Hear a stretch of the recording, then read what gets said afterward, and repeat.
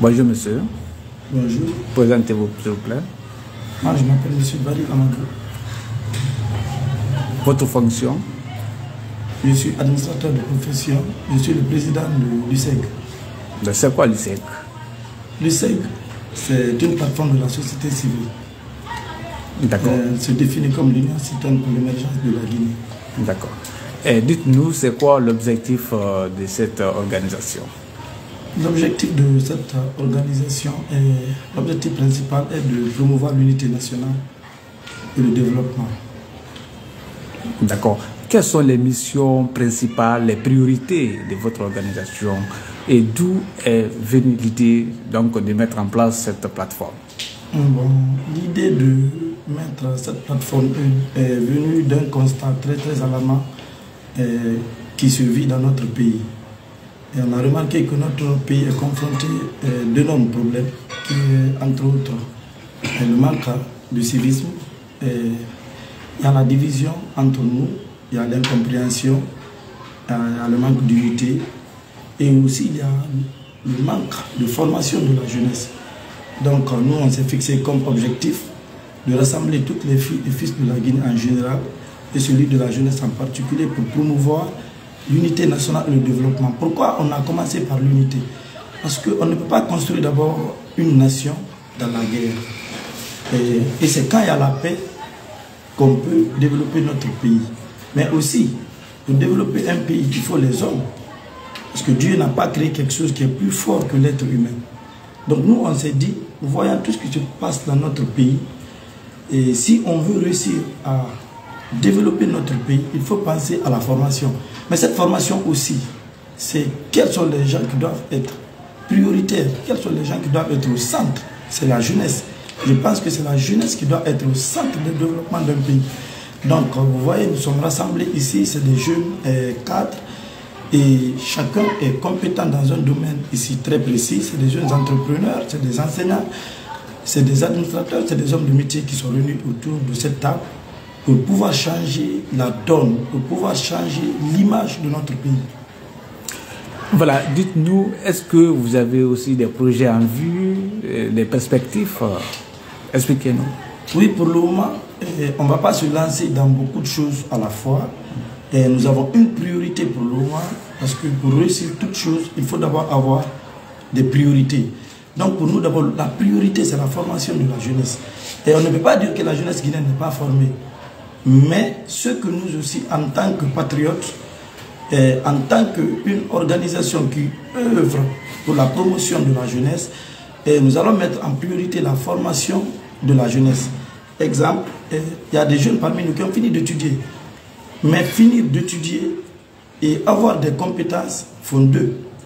Donc nous allons participer au renforcement de capacités des jeunes dans beaucoup de domaines. Exemple, sur le développement personnel qui compte beaucoup, et sur la formation en leadership, sur la formation en management, en communication et en art oratoire. Parce qu'aujourd'hui, un jeune qui maîtrise ces outils, je peux dire, il peut s'en sortir, même s'il a 0 franc.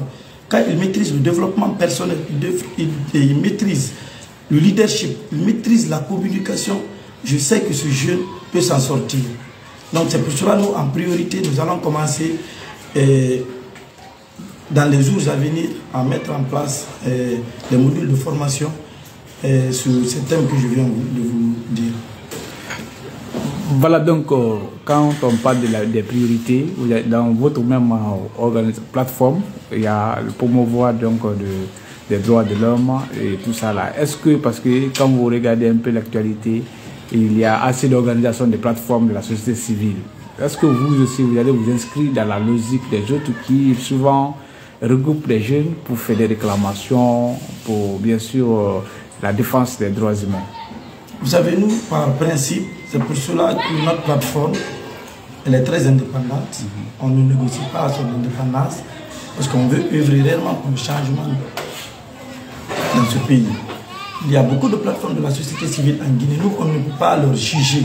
Chacun est libre de faire sa manière, sa politique, quoi. Chacun est libre de faire sa politique de sa manière. Mais nous, on a un objectif précis. Notre objectif d'abord, c'est promouvoir la formation de la jeunesse, d'abord, et le renforcement de capacités. Vous savez, quand on parle du droit de l'homme, On peut dire tout ça, c'est le manque de formation. Aujourd'hui, tu vas voir un jeune qui réclame les droits, il ne respecte pas ses devoirs. Donc peut-être qu'il ne maîtrise même pas les textes de loi. Donc c'est des modules aussi que nous allons mettre en place, les modules de formation sur les lois de notre pays. Parce qu'il faut connaître d'abord les lois de ton pays. Ça va beaucoup t'aider à pouvoir prendre des décisions. Je pense que tout ce que nous allons faire, c'est pour ça. Dans ce plan, nous, on s'est dit, le changement va commencer par nous-mêmes. C'est quand nous allons finir vraiment d'être sur la bonne voie que nous allons sortir pour aller voir nos amis, pour leur dire quelle est l'importance de se former, quelle aussi est l'importance de nous unir et quelle est l'importance de la formation, surtout pour la jeunesse. D'accord. Et quelle est votre interpellation, le message à l'endroit de la jeunesse guinéenne par rapport à votre organisation du CEF? Dans le message que nous leur lançons, c'est de leur dire de venir se joindre à nous pour qu'on se donne la main et pour qu'ensemble on bâtisse. La porte n'est pas fermée? Non, la porte elle ne sera jamais fermée, c'est une porte ouverte et totalement ouverte. C'est une manière de dire à la jeunesse de venir se joindre à nous pour qu'on redonne un nouvel élan à la jeunesse guinéenne en général, mais en particulier notre pays. Parce que notre pays traverse des moments très très difficiles. Mais moi je me dis que tout ce problème vient de nous-mêmes. Si on veut aussi que ça change, c'est à nous de changer et pour pouvoir dire aux autorités aussi de changer. Parce que quand une jeunesse est consciente, il devient exigeant envers l'État. Donc il va savoir qu'est-ce qu'il doit réclamer. Mais si tu n'es pas, toi-même tu ne maîtrises pas ce que tu fais, tu ne sais même pas qu'est-ce que tu dois réclamer. Donc ça devient un problème. C'est ce qui nous a réunis en consortium. Ici on ne parle pas d'ethnie, ici on ne parle pas de politique. Ici, ce qui nous intéresse, qu'est-ce que nous devons faire pour que cette jeunesse ait de l'emploi. Et nous avons une mission principale, c'est celle de promouvoir la promotion de la jeunesse dans toutes les instants de prise de décision. Pourquoi nous le disons? En Guinée, tu vas voir, un jeune va finir d'étudier à 35 ans. Il fait 10 ans, s'il n'a pas de relation, il n'a même pas de stage. Un simple stage, sa relation, il n'aura pas. Donc ça veut dire 10 ans sur 35 ans, c'est 45 ans. Des fois, il commence sa vie à 50 ans. Donc ça ne se doit pas. Nous, on veut promouvoir et on veut faire des plaidoyers au niveau de l'État pour leur dire que normalement, les instants de prise de décision pour la jeunesse doivent commencer à 25 ans. Un jeune à partir de 25 ans, il peut être un directeur de cabinet, il peut être un ministre, il peut être un secrétaire général. Ce n'est pas à 30 ans. Nous, on veut de 18 à 25 ans qu'un jeune Guinéen doit être dans les postes de responsabilité. Mais c'est le moment maintenant que nous, on reprenne notre destin en main. C'est ce que moi, je demande à toute la jeunesse. Et vous voyez aujourd'hui comment les jeunes vont et se tuer ou bien dépenser plus de 100 millions pour aller aux États-Unis, en France. Non, ici, quand tu as 100 millions, tu es un jeune, tu maîtrises, tu peux te faire de l'argent ici et puis tu peux changer la vie de plein de jeunes ici. Donc c'est ce qui nous motive. D'accord. Merci beaucoup, M. Bari.